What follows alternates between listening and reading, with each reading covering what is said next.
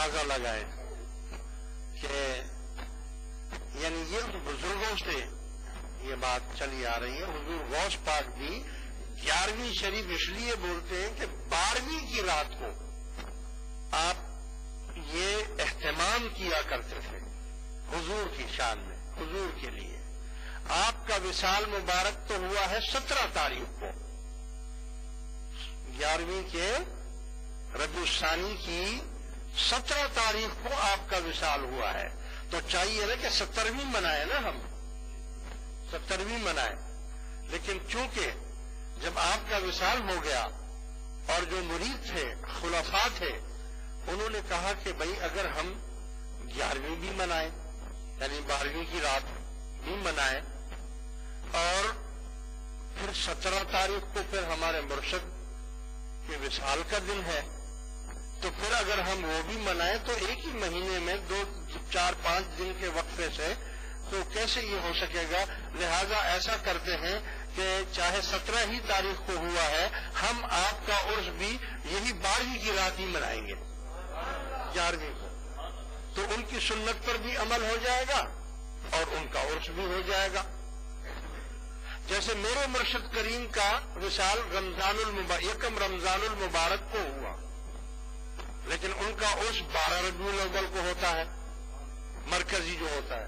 ویسے تو ہم جماعت الگ الگ ہر جگہ یکم رمضان کو بھی کرتے ہیں, لیکن جو اصل عرس شریف ہے میرے مرشد کریم کا وہ 12 ربیع الاول کو ہی ہوتا ہے.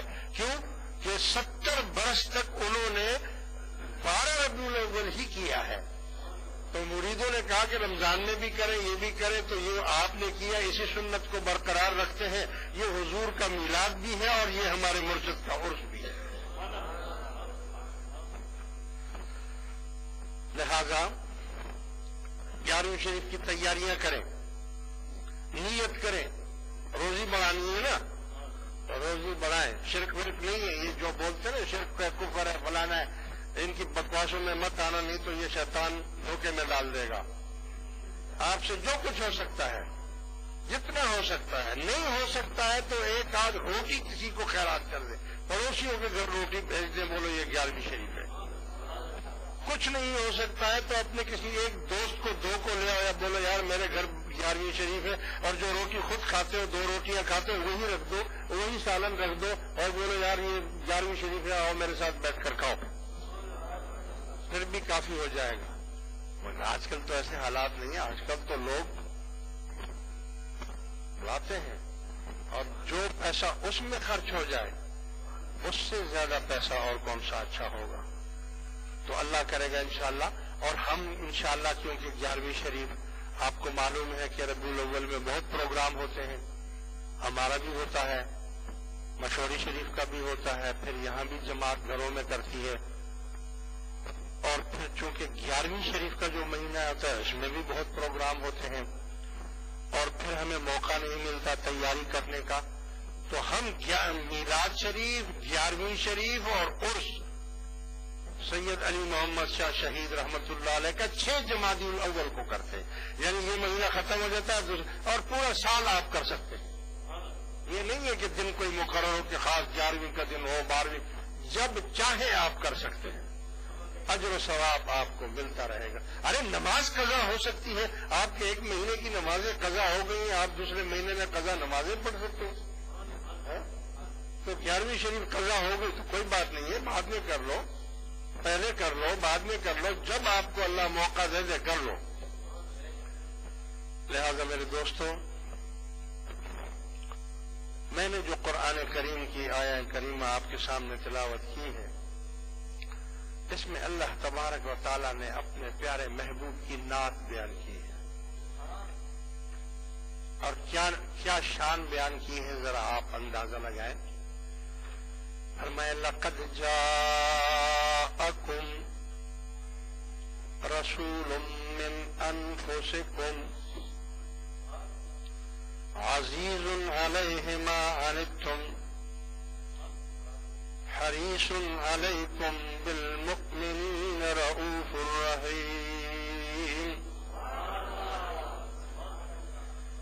جس طرح اللہ تبارک و تعالیٰ کے 99 نام ہے قرآن کریم میں، اسی طرح رسول اللہ صلی اللہ علیہ وسلم کے نام بھی قرآن میں 99 ہیں۔ اللہ تعالیٰ نے اپنے محبوب کو خدا تو نہیں بنایا لیکن مخلوق میں پہلا نمبر دیا، اور فرمایا کہ جیسے میرے کلمے لا الہ الا اللہ میں 12 لفظ ہیں، اسی طرح محمد الرسول اللہ میں بھی 12 لفظ ہیں۔ جس طرح لا الہ الا اللہ پر کوئی زیر زبر نہیں ہے، اسی طرح محمد الرسول اللہ پر بھی کوئی زیر زبر نہیں ہے۔ یہ میرا حبیب ہے، اس میں مت سوچنا کہ برابری ہو گئی، شرک ہو گیا، کفر ہو گیا، نہیں۔ میں نے اپنے نام بھی 99 ہی قرآن کریم میں رکھے ہیں، اپنے حبیب کے نام بھی 99 میں رکھے ہیں، کوئی شرک نہیں ہے۔ میں نے ہر شخص کی ہاتھوں میں بھی لکھ دیا ہے کہ 99 نام میرے ہیں اور 99 ہی نام میرے محبوب کے ہیں۔ اگر اس طرح سے پڑھیں گے تو 18 بنیں گے، اور اس طرح سے پڑھیں گے تو 81 بنیں گے۔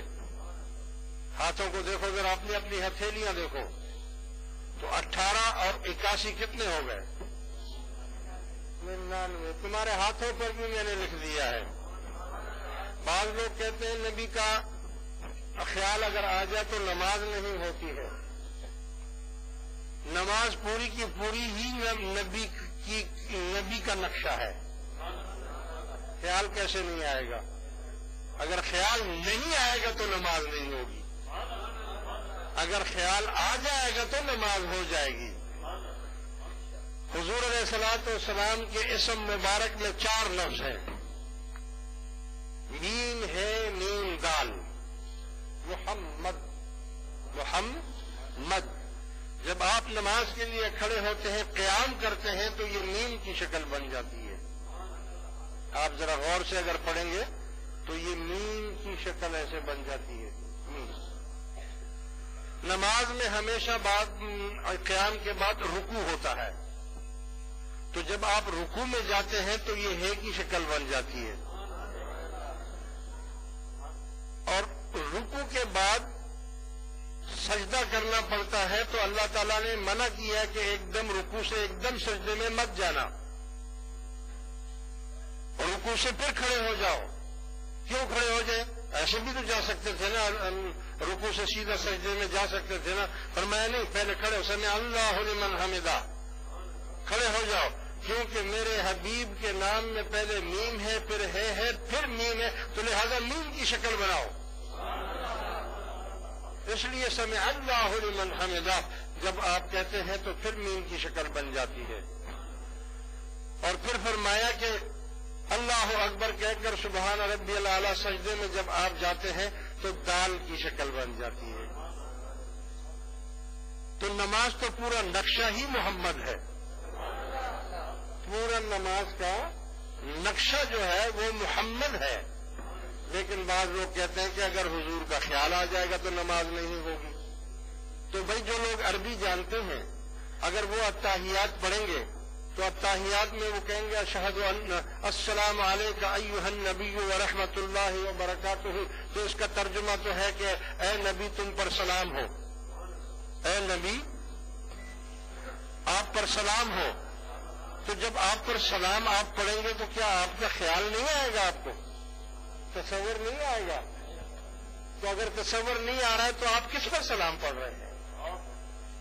بھائی سلام پڑھنے کے لیے کوئی تصور ہونا چاہیے، کوئی شخص ہونا چاہیے، کوئی سامنے کوئی ہونا چاہیے۔